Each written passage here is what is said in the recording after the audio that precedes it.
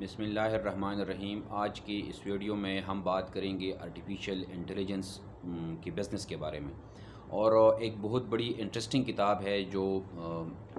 میں نے last year اس کا مطالعہ کیا تھا، اور اس بک کا نام ہے artificial intelligence super power China Silicon Valley and the new world order. اس کتاب کا جو رائٹر ہے وہ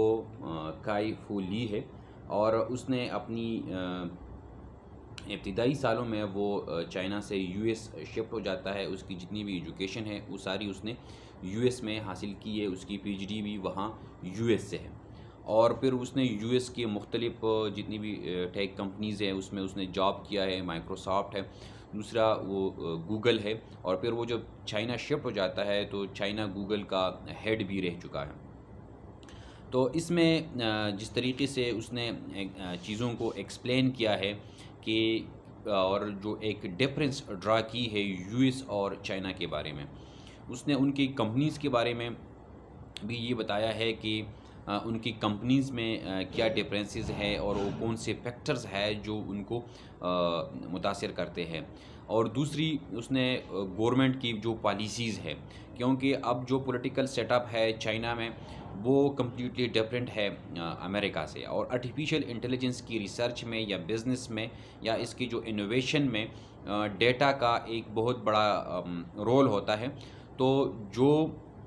فیسلٹیز چائنیز انجینئرز یا ریسرچرز کو گورنمنٹ کی طرف سے حاصل ہے، جو سپورٹیو انوائرمنٹ ہے، وہ انوائرمنٹ چائنا میں جس طریقے سے ہے اس طریقے سے وہ یو ایس میں نہیں ہے۔ تو وہ یہ کہتے ہیں کائی فو لی کہ جو پہلی جو سلیکان ویلی جس طریقے سے چائنیز کمپنیز کو وہ دیکھتے تھے، ان کو کاپی کیٹس کہتے تھے، اور وہ شروع میں تھا بھی ایسا کہ جس طرح اگر ٹویٹر ہے یا گوگل ہے یا فیس بک ہے تو ان سب کی جو ہے نا چائنیز امپرسونیٹرز بھی موجود ہے، لیکن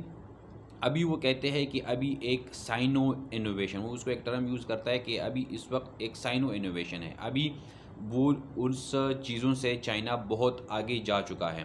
اور پھر وہ اس میں یہ بھی بیان کرتے ہیں کہ کن کن فیلڈز میں اس وقت چائنا یو ایس سے آگے ہے اور یا یو ایس چائنا سے آگے ہے۔ یہ ایک قسم کی پرو چائنا بک بھی ہے، کیونکہ اترز بھی چائنیز ہے، تو اس نے ان چیزوں کو چائنا کے حق میں ایکسپلین کیا ہے، لیکن اس نے اس کے لیے پھر جو انٹرسٹنگ ڈیٹا اس نے ساتھ شیئر بھی کیا ہے کہ اس کی ریزنز کیا ہے، کیونکہ وہ ایک ریزن یہ بھی بیان کرتا ہے کہ اگر جو یو ایس کی جو سائنٹسٹ ہے ان کی جو یا ریسرچرز ہے، وہ ان کی پروڈکٹ ایک تو اوریجنل پروڈکٹ ہوتی ہے، وہ اس نے یہ کلیئرلی ایکسپلین کیا ہے۔ دوسری وہ اگر کوئی آئیڈیا ہوتا ہے تو پھر اسی ایک ہی آئیڈیا پہ وہ کام کرتے ہیں، اور دوسری وہ چائنیز کے بارے میں کہتے ہیں کہ چائنیز میں مارکیٹ امپورٹنس بہت ہے، اور جو گول ہے وہ پیسہ بنانا ہے، اور پھر اس گول کو اچیو کرنے کے لیے ان کی کوشش ہوتی ہے۔ لیکن دوسری یہ ایکسپلین کرتا ہے کہ جس طریقے سے ابھی آرٹیفیشل انٹیلیجنس مختلف چیزوں میں سامنے آ رہی ہے، تو وہ پھر اس کو کہتا ہے کہ یہ جو ایرا آف آرٹیفیشل انٹیلیجنس ہے، تو پھر یہ ان لوگوں کو یا اس ملک کو یا اس قوم کو اس کمپنی کو ریوارڈ کرے گا جس کے پاس سالڈ آرٹیفیشل انٹیلیجنس انجینئرز کی آرمی ہوگی۔ اور وہ پھر اس میں چائنا کو ایج دیتا ہے کہ چائنا اس وقت جس طریقے سے آرٹیفیشل انٹیلیجنس انجینئرز کی آرمی کو وہ تیار کر رہا ہے، تو اس کا مقابلہ اس وقت دنیا میں ایسا کوئی دوسرا ملک نہیں ہے۔ پھر جس طریقے سے آرٹیفیشل انٹیلیجنس میں ڈیٹا کی ضرورت ہوتی ہے، تو چائنا کی بہت بڑی آبادی ہے، اور ڈیٹا کا ایکسیس یا ڈیٹا کا استعمال وہاں جتنی آسانی سے ان کی ریسرچرز یا سائنٹسٹ کر سکتے ہیں، تو اس طریقے سے وہ ویسٹ والے یا امریکن نہیں کر سکتے، کیونکہ جس طریقے سے امریکہ میں پرائیویسی کے لاز ہے، اور وہاں جو ڈیموکریٹک سیٹ اپ ہے، کنسٹیٹیوشن جو کنسٹیٹوینسی بیسڈ پالیٹکس ہے، ووٹرز کی ایک امپورٹنس ہے، تو وہاں پولیٹیشین کو ان چیزوں پہ بہت بڑا سٹینڈ لیتا ہے، اور ہم نے دیکھا بھی ہے کہ کتنی کمپنیز کی سی اوز کو کال کی ہے، کتنوں کو جرمانی ہوئی ہے۔ تو اس طریقے سے چائنا کو یو ایس کے مقابلے میں ایک بہتر سپورٹ اور انوائرمنٹ حاصل ہے۔ دوسرا اس نے جو آرٹیفیشیل انٹیلیجنس کا ایک ڈارک سائڈ بھی اس میں بیان کیا ہے کہ جس طریقے سے اس پہ لوگ بھی کہتے ہیں یا یہ ہے کہ جابس کی کتنی ایک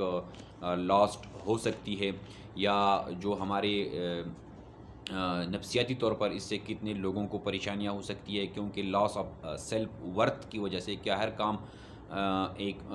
مشین ہر کام کرے گا، تو اس سے جو ہے نا ایک نفسیاتی طور پر بھی لوگ متاثر ہو سکتے ہیں۔ لیکن جو اس بک میں کائی فولی ایک بڑا اپٹیمسٹک بھی ہے، ساتھ میں اس نے اپنی ایک پرسنل سٹوری بھی شیئر کی ہے کہ کس طریقے سے جاب کے دوران ان کو کتنی سیکریفائسز دینی پڑی۔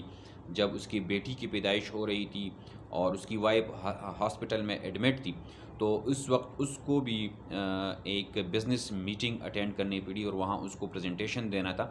تو اس نے وہ موقع مس نہیں کیا بلکہ اپنا بزنس میٹنگ اس نے اٹینڈ کیا۔ لیکن وہ کہتا ہے کہ robots can not replace basic human compassion, اور یہ اس کی جب وہ ایک ہسپتال میں جب وہ بیمار ہو جاتا ہے اور اس کو سٹیج 4 کا میرے خیال میں کینسر کا مریض بن جاتا ہے، اور پھر وہ جس طریقے سے فائٹ کرتا ہے، تو اس نے یہ ساری چیزیں اس میں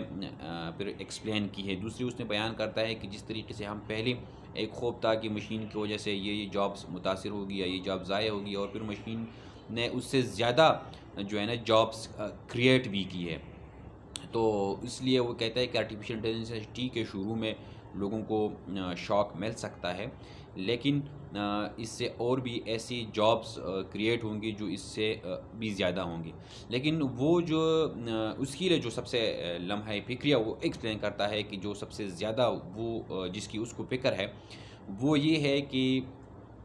اس وقت جس طریقے سے چائنا اور یو ایس اس فیلڈ میں آگے جا رہی ہے، تو وہ کہتا ہے کہ مجھے یہ اندازہ ہے کہ کیونکہ دنیا میں جتنی بھی ممالک ہیں وہاں غربت بہت ہے، اور ریسرچ کی فیلڈ میں بہت کم لوگ یا بہت کم ممالک انویسٹ کر رہے ہیں، تو کہہ رہا ہے کہ یہ سارا کنٹرول جو ہے نا ان دونوں ممالکوں کے درمیان ہوگا، تو مستقبل میں اس سے جو ہے نا ایک جو ڈپریویشن ہے یا جو محرومی ہے یہ آ سکتی ہے۔ تو اس لیے اس بک میں یہ ان ممالکوں کے لیے یا ان لوگوں کے لیے اور یہ چیز یہ ہے کہ وہ اس میں انویسٹ کرے، اور ان میں انویسٹ کرے، کیونکہ ایسا نہ ہو کہ صرف یہ دو ممالک اپنی مرضی سے پھر اسی طاقت کے بیس پہ جو ہے نا پوری دنیا کو وہ چلا کے رکھے۔ تو دوسری یہ جو بک ہے یہ زیادہ تر جو آرٹیفیشیل انٹیلیجنس کے اسٹوڈنٹ ہے یا انجینئرز ہیں تو ان کے لیے بہت ضروری ہے کہ وہ اس کا مطالعہ کریں۔ دوسرا جو انٹرنیشنل ریلیشن کے اسٹوڈنٹس ہیں ان کے لیے بھی یہ بہت زیادہ امپورٹنٹ ہے کہ اے آئی کی وجہ سے